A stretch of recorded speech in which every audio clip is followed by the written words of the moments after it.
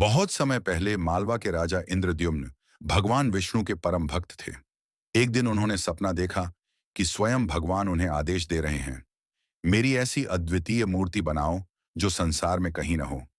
राजा ने यह संदेश पाते ही संकल्प कर लिया कि वे भगवान के स्वरूप को पृथ्वी पर अवतरित करेंगे और एक भव्य मंदिर बनाएंगे। मूर्ति निर्माण के लिए उन्होंने देवताओं के दिव्य शिल्पकार विश्वकर्मा को आमंत्रित किया। विश्वकर्मा साधु के वेश में आए और बोले, मैं मूर्तियां बनाऊंगा, पर एक शर्त है।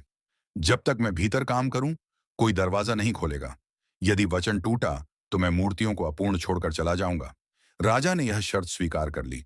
विश्वकर्मा कमरे में बंद होकर लगातार मूर्तियां गढ़ने लगे। कई दिनों तक भीतर से छेनी हथौड़ी की आवाज आती रही, पर कुछ समय बाद आवाजें पूरी तरह रुक गईं। रानी को भय हुआ कि कहीं साधु को कोई अनहोनी ना हो गई हो। राजा भी बेचैन हो उठे। अंततः चिंता के वशीभूत होकर उन्होंने दरवाजा खोल दिया। अंदर प्रवेश करते ही सभी आश्चर्यचकित रह गए।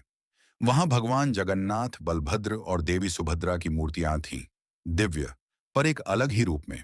हाथ पैर अधूरे, आकृति अनोखी, पर एक अद्भुत आध्यात्मिक तेज से चमकती हुई। तभी विश्वकर्मा प्रकट हुए और बोले, राजन, आपने वचन तोड़ दिया।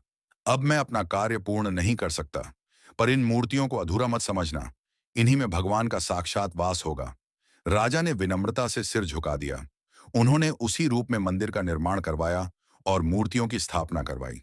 आज भी पुरी के श्री जगन्नाथ मंदिर में यही स्वरूप विश्व भर के भक्तों का आस्था केंद्र है, जहां भगवान अपने अधूरे परंतु दिव्य रूप में पूर्णत्व का संदेश देते हैं।